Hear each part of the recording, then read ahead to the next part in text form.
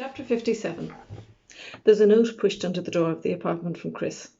I don't want to see him explain why he's left because I don't care why he thought he had to leave. I stick it in a drawer and wander the empty hotel. There are traces of him everywhere. But I end up in his studio. He was carving all these new pieces and they are achingly beautiful for being only partially drawn out of the stones. The only finished pieces he left are his whale twin pendants. I weigh them in the palm of my hand, rounded and warm from the sun. They may be the most perfect things he's ever made.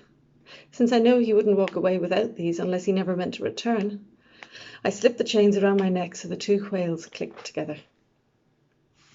Guppy left instructions that she and Teddy were not to be disturbed, but I knock all the same. When she answers, I can't tell her that Chris is gone, because she looks so sad and happy both at once. Is something wrong? She says. No, just I clear my throat and make my voice cheerful. I wanted to see if you needed anything. Next morning, Jeremy finds me killing plates in the kitchen. In this foul mood, I am the fastest kitchen porter in hotel industry, even on a Saturday morning when I'd rather be in bed. The plates I wash dry themselves instantly to avoid coming in contact with my hands a second time. Thought we were going out this morning, Angel, he says. Chris collects stones from the beach so he can carve them. Oh, he says. Right. He makes the most beautiful whales from them, I say. I take off the pendants. He made these. He turns them round in his hand, feeling their weight and perfection. The man has a gift, says Jeremy. Yeah. Angelica. He gave me binoculars when I was 8 so I could see the whales properly. His binoculars weighed a ton and I was small, see. Didn't start growth spurting until I was 11. I was the same, he says, which was only 3 years ago. I'm not interested right now in whatever reminiscences he has to offer. Chris has always been really protective of us. He took me fishing and he doesn't even like fishing. We get lots of whales here because they like the warmth of the Gulf Stream, and that's the coolest name for water because it makes me think of where it's been and it sounds like gulp, like the whales are gulping because they swum so hard to get here to Drishog. I take deep breaths, but not so deep that he has a chance to jump in. He told me when he handed me my binoculars, I've counted 7 so far, aren't they beautiful? What am I trying to say? I'm just saying you should have been nicer to him. No, I'm not. It's too late for that. You could have told him to stay. You could have told him we still need him here. It was his decision, says Jeremy, and he's right. There isn't a role for him now. Brain freeze. It's as if a thunderbolt of pure ice had hit the back of my neck. For a minute I can't breathe or gulp or anything. Then it thaws. I look at Jeremy and it all makes sense. I know what I was trying to say. I know what I have to do. Mum, I was looking for you everywhere. She's making beds, but something in my voice makes her stop. Have you been crying? I shake my head. She takes my hands. What is it with parents and hands? They're always taking your hands as if that makes everything okay, as if this shows us that they know best when they don't know anything at all. You were meant to be the first person I told about the engagement, she says. It all happened so fast. She fiddles with my fingers. I mean, I hadn't actually really decided until Chris came barging in and then you were there and I saw it made sense. Why isn't she making eye contact? Why does my mum's smile feel false?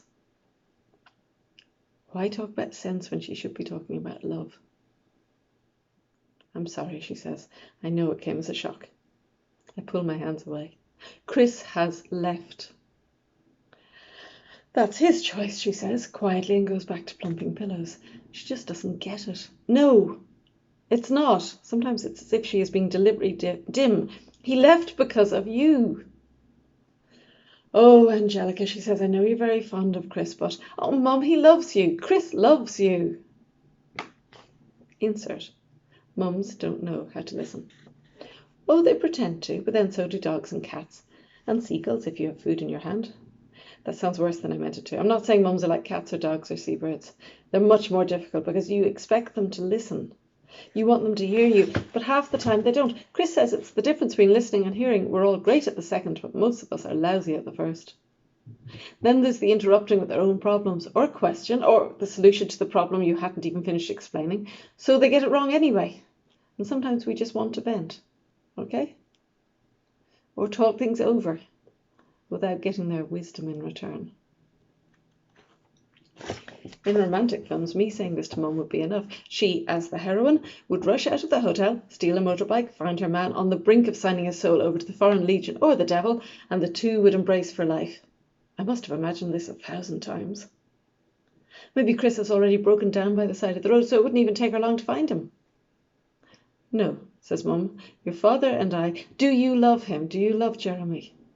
We have you, she says, and the hotel. He has great ideas about developing. Wrong answer. It's a building, Mum. You can't make choices about who you live with because they like a building. You can't choose who you'll be with on the basis of their relationship to me or because of what you used to feel or because it makes sense. You don't even know him. Not anymore. What's got into you? She says. Does he make your eyes shine? Or your skin? Yeah, does he make your skin glow? Come on, Angelica, think faster, make her listen to you before it's too late. Does your heart beat faster every time you hear his name? Genius.